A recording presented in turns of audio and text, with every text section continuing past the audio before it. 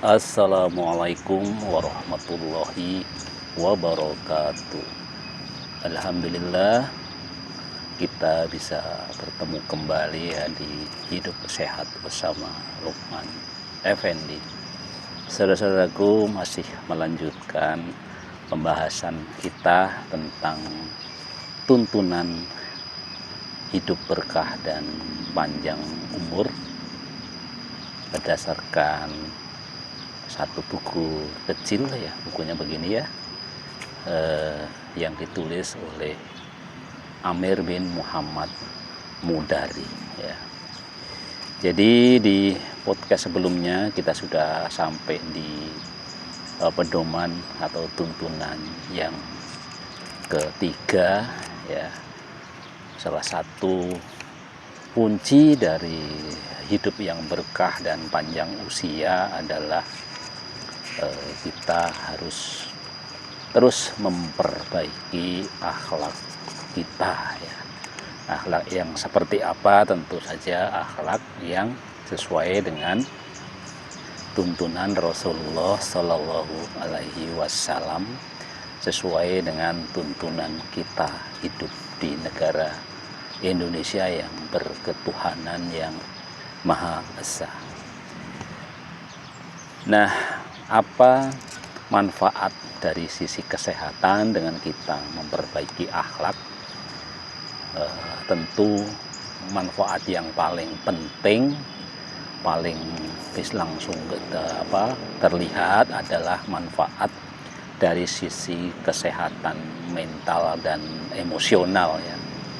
Jadi ketika kita ini berakhlak mulia, berakhlak baik, tentu hati kita ini menjadi jauh lebih tenang dan kita akan terhindar dari rasa benci, rasa iri ya. Dan itu tentu akan menenangkan hati kita, akan berbeda dengan ketika kita ini berakhlak buruk ya, apalagi sampai melakukan tindakan-tindakan kriminal ya. Tentu hati kita menjadi gundah gulana, ada was-was, ada rasa takut ya, takut ketahuan, takut ketangkap gitu ya. Bahkan juga akhlak-akhlak yang ya sekedar kita mengeluarkan kata-kata yang menyakiti ya, teman kita, menyakiti saudara-saudara kita gitu ya. Kemudian manfaat lainnya secara mental dan emosional adalah tentu stres dan kecemasan kita juga akan bisa menurun dengan drastis ya. Dan kita akan menjadi orang yang lebih suka memaafkan ya. Dan ini yang akan juga menjadikan kita hidup tidak stressful dan juga tidak penuh dengan kecemasan yang hari-hari ini begitu banyak alami oleh saudara-saudara kita ya. Dan selanjutnya tentu saja adalah pikiran kita akan menjadi positif ya. Dan dengan pikiran yang positif tentu ini akan menjadikan hidup kita ini menjadi apa yang selalu diidam-idamkan orang adalah hidup bahagia ya.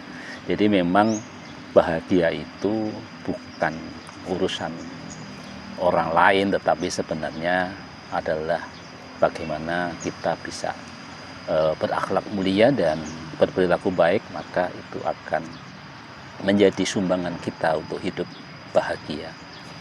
Nah, di samping manfaat fisik dengan akhlak kita yang baik, manfaat mental emosional secara fisik juga akan punya manfaat ya. Dengan kita hati tenang, stres kita berkurang, maka tekanan darah kita akan menjadi lebih stabil dan kita akan lebih terhindar dari risiko-risiko penyakit terutama penyakit jantung.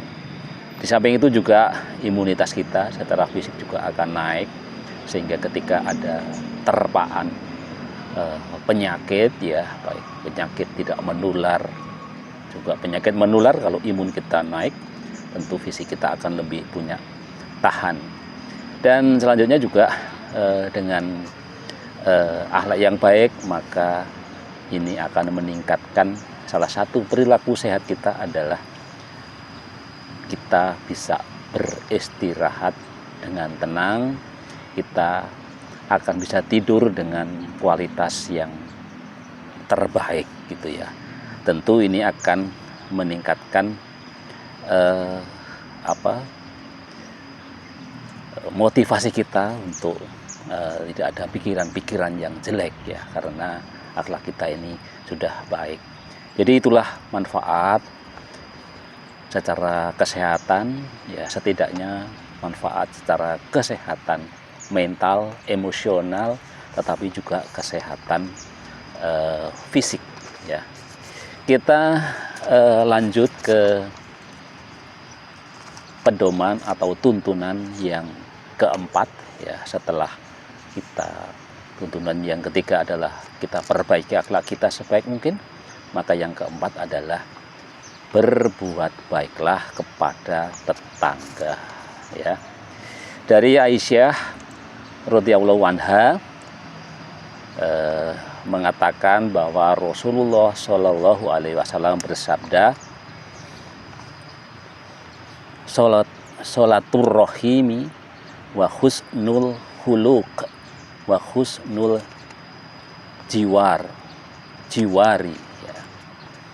ya muru nadayaro wa yazida nifil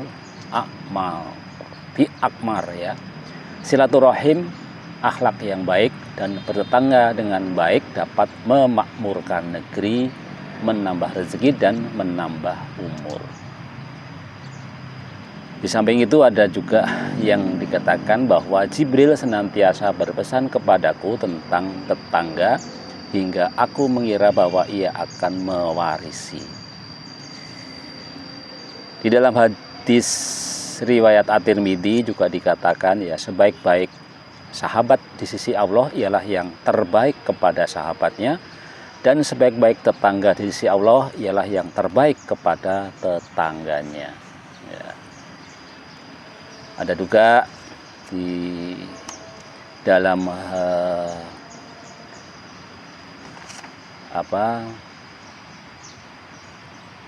riwayat lain yang menyebutkan bahwa barang siapa beriman kepada Allah dan hari akhir, maka muliakanlah tetangga ya. Hadis yang lain lagi, betapa banyak tetangga yang terpaut dengan tetangganya pada hari kiamat. Ia mengatakan, wahai Robku, orang ini telah menutup pintunya untukku di dunia dan ia tidak memberikan kebaikan. Satu lagi diriwayatkan ya, bahwa sesungguhnya si fulanah melaksanakan qiyamul lail, berpuasa siang hari dan bersodakoh, namun dia menyakiti tetangganya dengan lisannya. Maka Rasulullah menjawab, tidak ada kebaikan padanya, ia termasuk ahli neraka.